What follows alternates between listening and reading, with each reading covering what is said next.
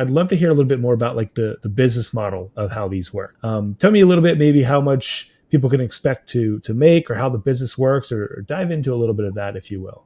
Yeah, so that's the $1 million question. How much can people make? And that's the lure of these machines. Obviously, I think let's Mhm. start with this. Gambling is loved by a lot of people, right? And so that's the one thing that at the end of the day, that's what happens here, right? We're what we perceive it as is more entertainment value, and it's when you're looking at one of these machines, and you see these just gorgeous graphics with gameplay that is, a lot different than the old, triple sevens on a screen, right? Now you've Right. got all kinds of great, icons and pictures and the theme, right, as you see a lot of things Hmm. in any type of game is really important. So that attracts players to a game, and that's what you need. Just so you need a good looking machine and a pretty popular location that's got some traffic, right? Right. And then that get the players coming in and let them start playing the game.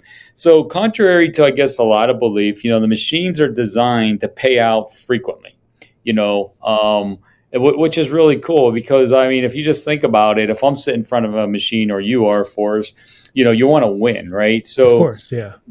the idea is that you're feeding wins to the player, and this is all done through algorithms within the software, and I'm not that Hmm. software engineer, so I can't explain it. I just know generally the way that works.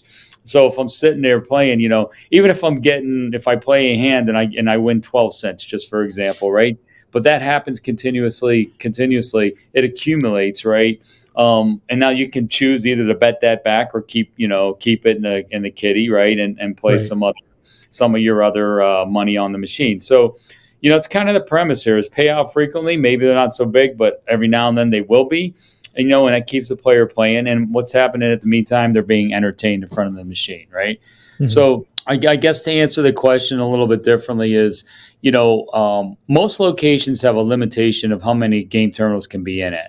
And Right. that round number is somewhere between 5 and 6. But I've seen as many as 20 and 30. Oh Again, wow. that all comes down to your location and what your state or even your city or village says, your town says. Sure.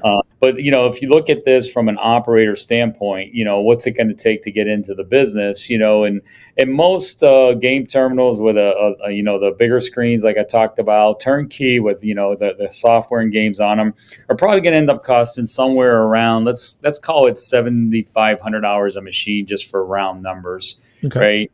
Just in that area. And let's say you're going to put, five of those in, so you're close to a $40,000, investment just on your game terminals.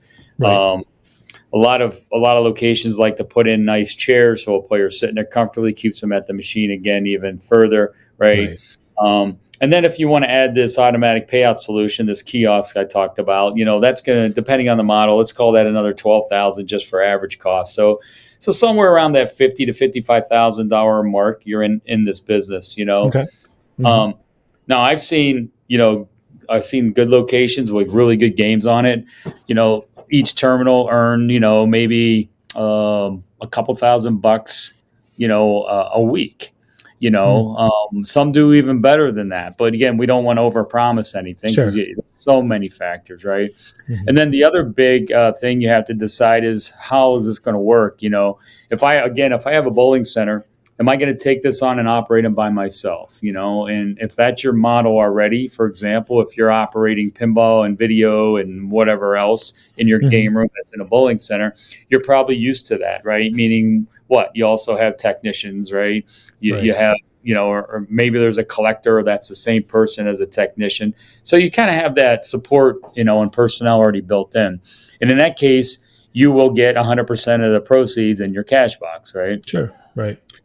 The other model is what? There's an operator involved and he's using your location, right? So then you're in some sort of a split revenue Right. scenario, and which can be anywhere from 40-60 to 70-30. I mean, there's all sorts of Hmm. things out there, but generally speaking, the operator in this case doesn't get the let's say equal share. And what I mean by that is, let's just say this. Let's say you're in a location and you have a bowling center, right? And you ask me to Right. come in and operate my equipment. So there's no cost to you, number one.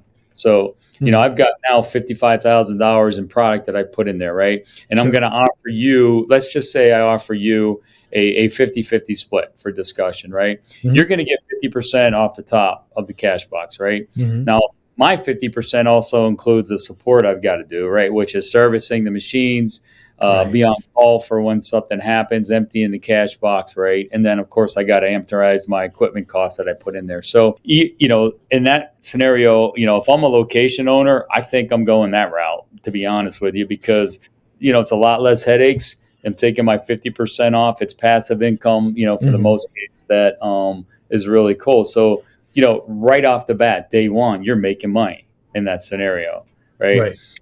If you own your equipment, then it's a different story. You can expect probably to pay that package back in about a year's time, 18 months time, probably at the most. And a lot of times it's even faster. Okay. Yeah. So you're saying if maybe about a 65,000 outlay, you can expect about 65 per year in revenue on those. So first year you're paying it back, and then from then on you're putting a couple $100 away or a couple thousand away each month.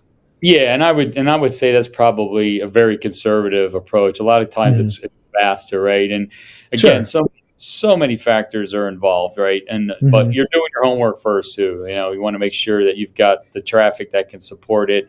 And maybe it's only a 3 game setup, or Hmm. you put 3 in and holy cow, now you need 7. It's just all, you kind of Yeah. feel you through it. Right. Yeah. I'm sure there's a lot of variability, but at least you're saying conservatively they could expect maybe a 1 year payback. Yeah. Right. Okay. Hey, did you like this video? Great. We make 10 of them a week. Subscribe to learn more and keep learning about what's working in the industry. Talk to you then.